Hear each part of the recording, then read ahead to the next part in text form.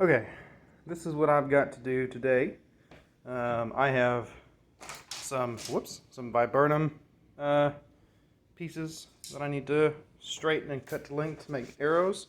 I have some pieces of rivercane here that I'm going to be straightening and turning to arrows today. One of which is pretty close. It needs to be re-straightened. It's already got the knock cut, but this is the switch cane variety, which is the ideal arrow making cane here in North America. So this is what I've got to do. So I'm going to show you guys kind of a little bit of that process and what that looks like. Taking raw cane, raw viburnum, and turning those into functional arrows. So the fletching is just the same, and I've done videos on fletching before, but I don't think I've done a video on actually straightening the shafts. So what I'm going to be using is this heat gun. So this right here provides me with nice concentrated heat that I can move the shaft and rotate it and get pretty precise. And it gets hot enough, not overly hot, but hot enough that I can bend especially the cane. The viburnum needs a little bit more heat, but it's good enough that we can do most things with it. So this is my preferred tool for straightening arrow shafts. I've also got a very fine-toothed saw. See here? Just with a little Irwin saw. This one's gotten all jacked up. So what I'll do is I'll just use the front end where it's straight. So but that is it. That is what we're going to be doing. I'm going to cut this off and set it up here in front of the heat gun. Okay, one thing I forgot to mention before we get to straightening is to not only kind of sort the shafts, but also to prepare them. The river cane takes a little bit more prep work than the viburnum and other hardwood like chute shafts and things like that. I am very, very, very careful when I cut my hardwood shafts. I use a very, very fine-tooth saw, and I bundle them pretty much immediately after I cut them. And I'm kind of sorting them as I'm cutting. But river cane can vary pretty drastically in its density and wall thickness and things like that. So even though two shafts may look to be the same, these ones right here that I have laid next to one another, these ones are pretty well matched. Their diameters are fairly consistent. Their nodes are fairly consistent. So these ones are good matches. There's another one here. Let's see, I think this one is of a similar diameter, but it is much denser. And even just looking at, I think this one's gotten all chewed up, but the wall thickness is thicker. So the spine is going to be much heavier. Depending on how you shoot, how you set up your bows and things like that, your spine isn't going to make that much of a difference. These guys are pretty easy. The only thing you got to look for is, I didn't collect these myself, so I think they were cut with a chainsaw. So I have to cut all of this off right here. And then you also got to check along the shafts. I had to throw a lot of these out because there was also chainsaw damage just somewhere randomly on the shaft too, where it looked like it bounced or something. But I kind of do a little bit of a size check. I can kind of feel how thick I know it needs to be. I usually like something like this for making arrows. Like this right here is pretty much ideal. And because that gives me plenty of room to not only taper the shafts, it allows for shrinkage because these shafts do shrink when you cut them green and then they dry. So it gives them room to shrink, and then it also too gives them room because when you shave these down and sand them smooth and stuff like that, they're going to lose some diameter too, which means you're going to be losing some spine, and it gives me room and thickness to carve in my nocks. So thicker shafts are always a little bit better because you can work and do more with them. The river cane takes a little bit more prep work because not only do you have to sort them, I would say cut them to 35 inches or so length to start with. But then also too, you have sheaths to deal with. So I usually just take my knife and just take it and roll it around the sheath and just pull it off. That's how I usually prepare it for straightening. I don't go through a whole lot of process for that, but you do have to take some time and pick them out and make sure that they're all going to match or be as close as possible. So sometimes it won't matter, other times it will. If I'm sending them to people who I don't know how they shoot or what their style is and that sort of thing, if they're going to be museum pieces, it's not going to matter a whole lot because they're going to be on display. But this is how I prepare shafts for straightening. And then these guys right here are pretty much ready to go. You can see this one has been straightened once before. It just needs a little bit of a touch-up. Yeah, it just needs a little bit of a touch-up. And this guy here has not been straightened yet. So, but it's not going to be a hard one because it's a nice, gentle, smooth sort of bend. That's the great thing about using this variety of cane, is that it's almost the perfect diameter. It's very smooth and very round, and it's usually gentle in its bend and kinks and stuff like that. There are some instances where you get it like this, where it is kind of angular, but for the most part, it's just very, very smooth and gentle curved. So this is great material for making arrows. So turn this camera off, get it flipped around. I've got some DoorDash on the way. So we'll see how many arrows I can straighten in the time it takes for that to get here. Okay. So here we are. I hope you can hear me over this heat gun, but if not, I can dub over the video. We'll see how it turns out. But this is just okay, so I was correct. The heat gun kind of drowned out my voice, so I'm just doing a little bit of a dub over here. So you can see that this cane needs to be straightened. I start at the nodes, and then I work on the in-between sections. So I'll do each node first, and then I'll work on the spaces in between the nodes, and then I'll go over it one more time to get everything in alignment. So you see here I'm just rotating that, making sure it's not focusing on one solid spot for too long. And then when it's hot enough to bend, look down it and bend it into, and it doesn't take long either. You can blow on it, you can use a wet rag, but it kind of locks it in place, cools it down a little faster. So now on to the next node.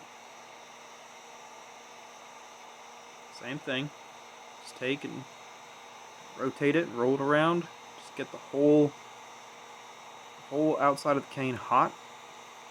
And you'll see it gets waxy, it gets shiny, and it starts to kind of brown, and that is how you know it's working.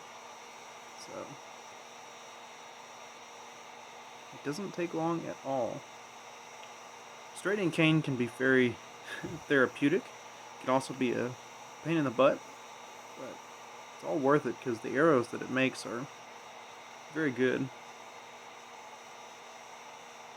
One of the things that I don't necessarily care for about using cane for arrows is I can't carve my pinch nocks into it unless I add a nock insert. I don't have the option of carving in pinch nocks. So that's the only thing about cane that I would say is not necessarily my favorite. But other than that, you can see here I'm just fanning it, just cooling down the cane. You can see it's an improvement already.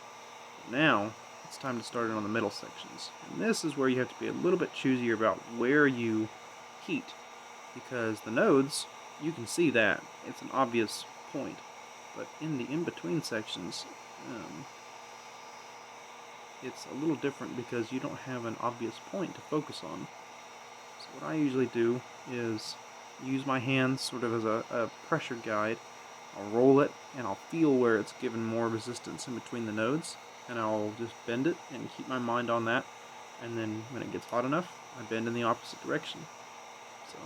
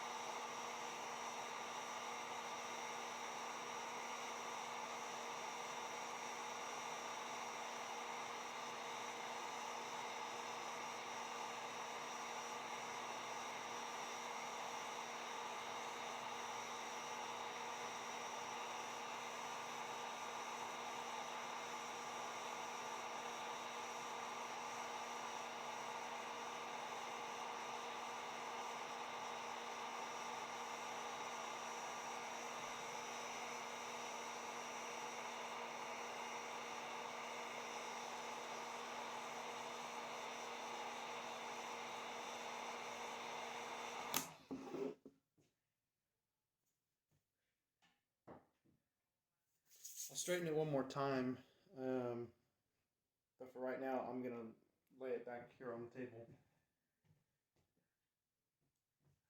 And we will do this guy.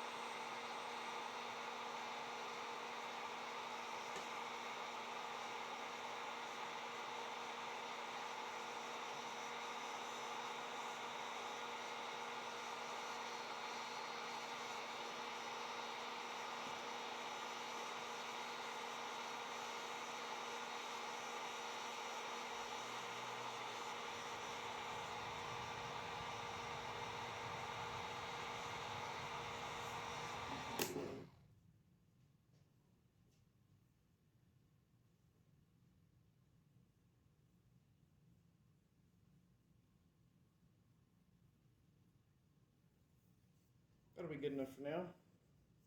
So, there we go. That is how I straighten my shafts and compare them. Now the next thing that I'll do is in this end here where the foreshaft is going to go. Take and bore that out to fit. And this one happened to fall right on a node, so it's a little thicker than it actually is. So I may actually take a little bit off right here.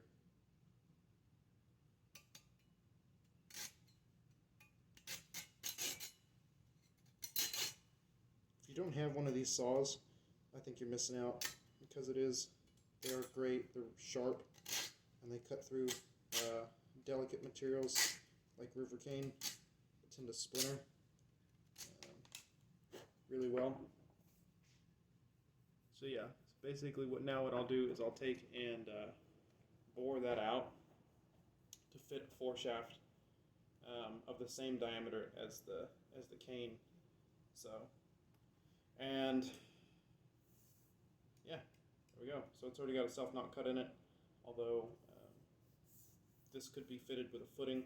So you could do a footing and a foreshaft, and there are very, very few examples of arrows that are made that way traditionally.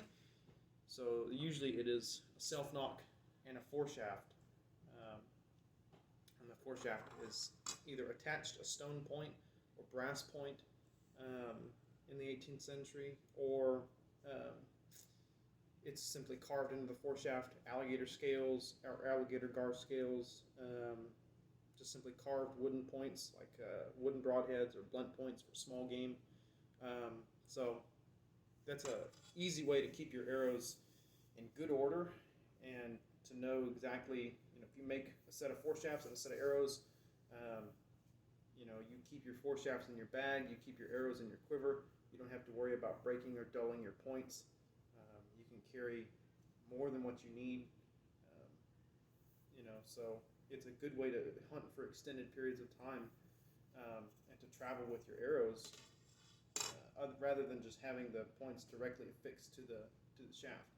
Some people aren't fans of foreshafts, and that's because that's the way that they hunt.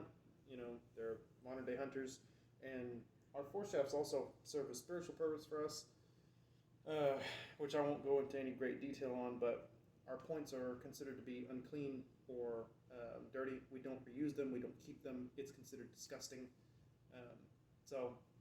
But yeah. So this is how we make our traditional rivercane and viburnum arrows. Viburnum is the same process as this. For straightening, heat up the spot, bend it straight, and I usually work either from the center outward, or when you're working with rivercane, I'll do each individual node and kind of straighten out that joint, and then I'll work on the curves in the middle, in between the nodes. But that's it. Ideally, you should be able to roll your shaft and not hear a whole lot of rattling. Viburnum arrows and rivercane arrows are great. I think viburnum keeps its shape longer, They're also a little bit denser because they're a solid material. So I would prefer them for, um, making really. And the benefit is you can carve in pinch knocks with rivercane arrows. That's one of the reasons I think that occasionally knock inserts were used, is because you can carve in a pinch knock. But if you're using a tertiary release, it really doesn't make that much of a difference. So, but anyway, there it is. There we go. Thank you very much for watching. Hope you all give it a shot, and send me a message if you have any questions. Thanks.